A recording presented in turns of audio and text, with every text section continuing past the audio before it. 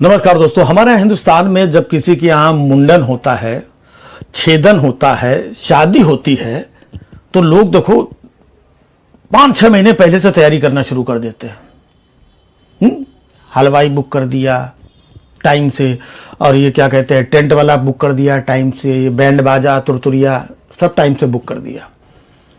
दर्जी को टाइम से कपड़े दिया है ताकि टाइम से कपड़े मिल जाएं।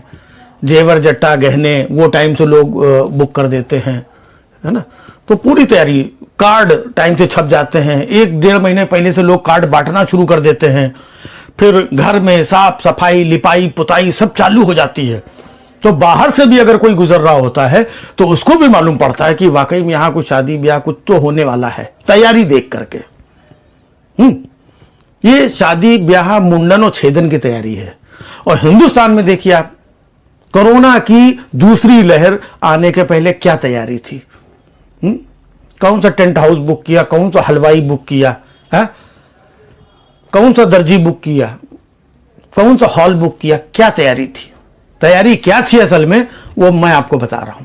जिस वक्त हिंदुस्तान को कोरोना से निपटने की दूसरी लहर की तैयारी करनी थी, उस वक्त हम पूरे हिंदुस्तान में घूम घूम करके राम मंदिर बनने के लिए चंदा इकट्ठा कर रहे थे। जिस वक्त हिंदुस्तान में दूसरी लहर से निपटने के लिए हमें तैयारी करनी थी, हमें भिड़ना था, उस वक्त हम वो पता नहीं कौन सी है ग्रेटा थनबर्ग और रियाना से भिड़े पड़े हुए थे। जिस वक्त हमको कोरोना की दूसरी लहर से निपटना था, उसी वक्त हैदराबाद के छुटभैये नगर निगम के चुनाव में हम अपने आप को झोंके पड़े हुए थे।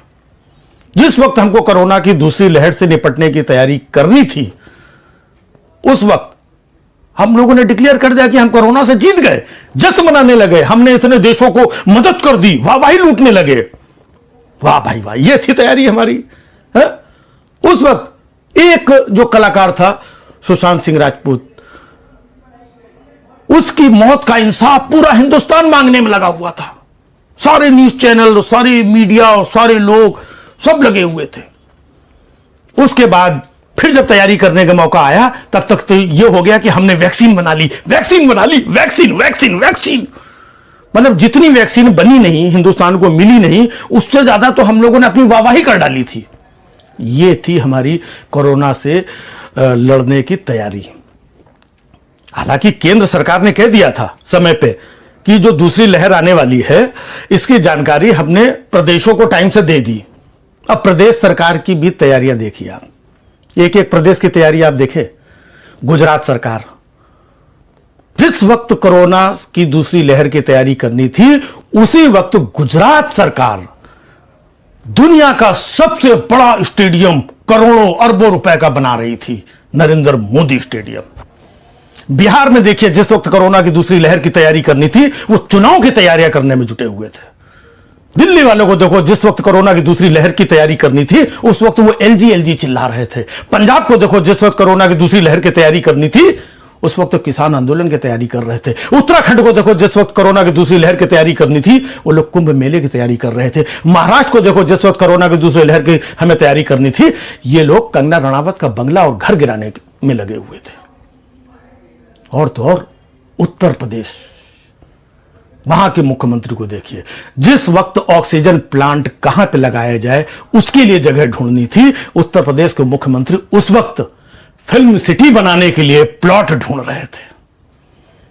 यह थी हमारी कोरोना की दूसरी लहर से लड़ने की तैयारी। और हमारी योगी जी तो कमाल है भाई, जिस वक्त उनको डॉक्टरों के साथ में बैठ करके मीटिंग करनी थी, वो फिल्म इंडस्ट्री बनाने के लिए अक्षय कुमार और अजय देवगन के साथ मीटिंग कर रहे थे। जिस वक्त उनको प्रदेश के युवाओं को चेताना था, वो बंगाल में जाके भाषण दे रहे थे, कह रहे थे हम यहां पर एंटी रोमियो लगाएंगे। जिस वक्त उनको ऑक्सीजन और बेड और जरूरी चीजों की सप्लाई करनी थी, जब लाखों लोग मर रहे थे, उस वक्त तो शमशान में बाउंड्री वॉल बनवा रहे थे ताकि बाहर की नजर अंदर न जाए। फिर भी लोग माने नहीं। जब लोग मरने लगे, नदियों में बहने लगे, तो भी उन्होंने क्या किया, जो लोग वीडियो पोस्ट कर रहे हैं उनके ऊपर एफआईआर करना शुरू कर दिया। यह थी कोरोना से लड़ने की तैयारी। और अब जब गांव गांव में फैल गया, जहां पर ना तो कोई टेस्ट हो रहे हैं, पता नहीं लोग कैसे मर रहे हैं, किसी को पता नहीं है, लोग गांवों में बालू में इधर उधर दबा करके लोगों को फेंक करके बहा करके भाग रहे हैं, तब उस वक्त चैलेंज किया जा रहा है कि अब हम कोरोना पे विजय पा रहे हैं, कोरोना के नंबर धीमे धीमे धीमे धीमे कम हो रहे हैं।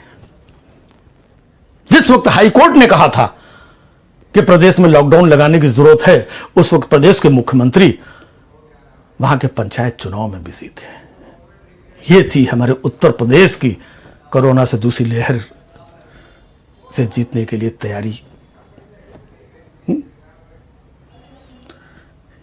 तैयारी आपने देख ली।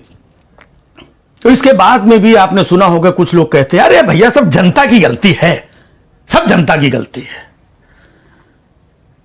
आपने सबकी तैयारी देख ली, उसके बाद में घूम फिर करके जनता के ऊपर ही आता सब जनता की गलती थी। और वाकई में मैं भी मानता हूं कि जनता की गलती थी, ये जनता की ही गलती थी। अगर जनता की गलती ना होती तो ना हमें ये ऐसी सरकारें देखनी पड़ती, ना ऐसे दिन देखने पड़ते। अभी देखो सब अपने अपने बिलों में छिपे बैठे हुए हैं। जैसे ही कोरोना का मामला थोड़ा सा हल्का होगा, थोड़ा माहौल चेंज होगा ना, तुरंत बिलों से निकल के तुरंत क्रेडिट लेना शुरू कर देंगे कि ये देखो हमने इतना प्रयास किया और हमारे प्रयास से ये कोरोना कम हो गया, कोरोना भागने लगा।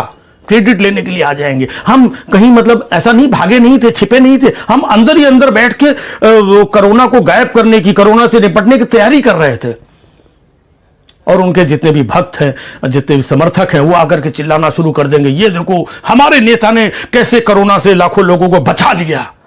ये होने वाला है। लेकिन मैं आप लोगों को एक चीज बता दूं कि हम में और आप में से बहुत सारे लोगों ने अपने करीबियों को, अपने परिवार के लोगों को, अपने रिश्तेदारों को खोया है। बहुत सारे लोग चले गए। आपको भी अफसोस है, मुझे भी अफसोस है।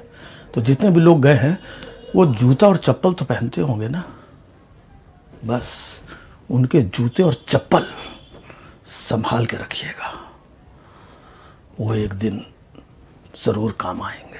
अगर आपने अभी तक सनराइज समाचार को सब्सक्राइब नहीं किया है तो सनराइज समाचार को सब्सक्राइब कीजिए और बेल आइकन को भी दबा दीजिए ताकि आप हमारे आने वाली वीडियो का नोटिफिकेशन सबसे पहले पा सकें।